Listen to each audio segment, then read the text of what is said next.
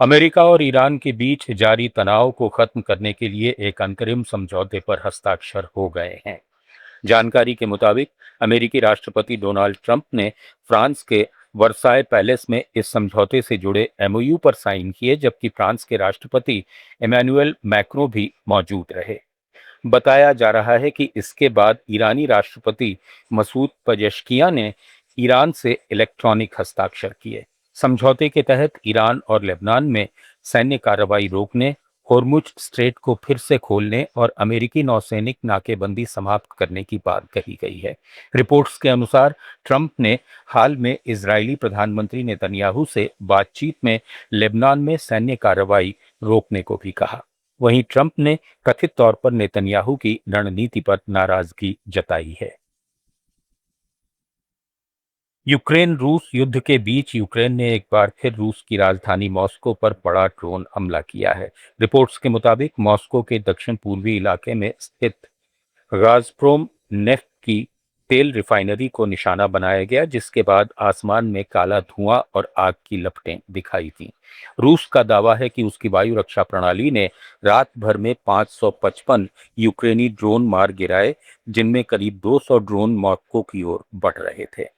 हमले के बाद सुरक्षा कारणों से मॉस्को के 4 प्रमुख हवाई अड्डों से उड़ानों का संचालन अस्थायी रूप से रोक दिया गया।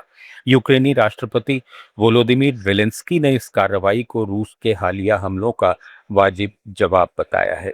उन्होंने कहा कि यह हमला रूस की युद्ध मशीन को कमजोर करने के मकसद से किया गया। अमेरिका में न्यूयॉर्क के सेंट्रल पार्क में घोड़ा गाड़ी की एक दुर्घटना में 18 साल के भारतीय पर्यटक रोमांच महाजन की मौत हो गई। दोपहर करीब 3 बजे घोड़ा अचानक बेकाबू होकर दौड़ पड़ा, जिससे गाड़ी पलट गई। रोमांच महाजन गाड़ी से गिर गए और उनके सिर में गंभीर चोट आई। अस्पताल ले जाए जाने के बावजूद उनकी मौत हो गई। मीडिया रिपोर्ट्स के मुताबिक रोमांच 3 अन्य यात्रियों के साथ सवार थे। गाड़ी चालक यात्रियों की तस्वीर लेने के लिए कुछ देर के लिए दूर गया था। इसी दौरान हादसा हो गया।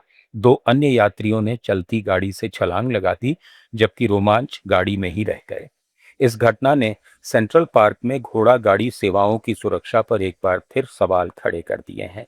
हाल में एक घोड़ा काम के दौरान गिरकर मर चुका था।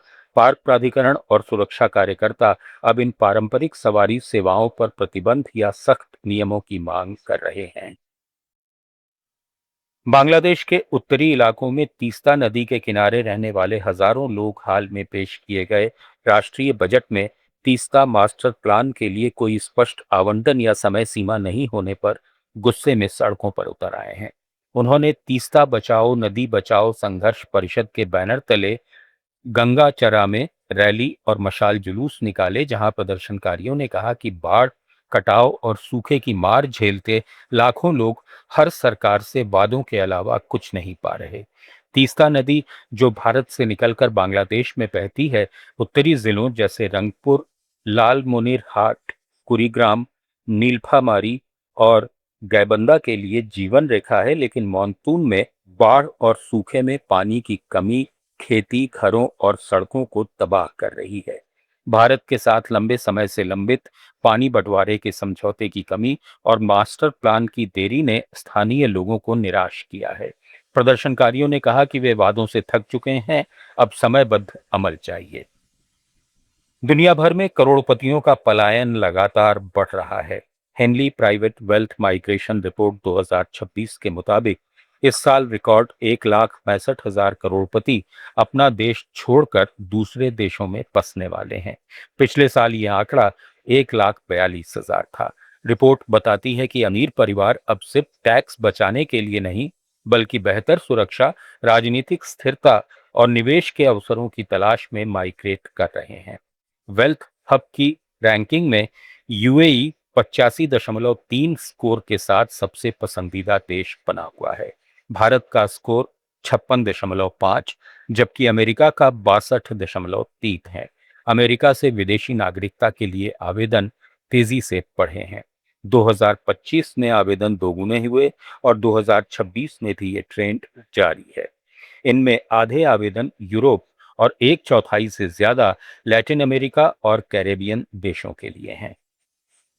ग्लोबल न्यूज में फिलहाल इतना ही। जुड़े रहिए लेट्स माइक के साथ।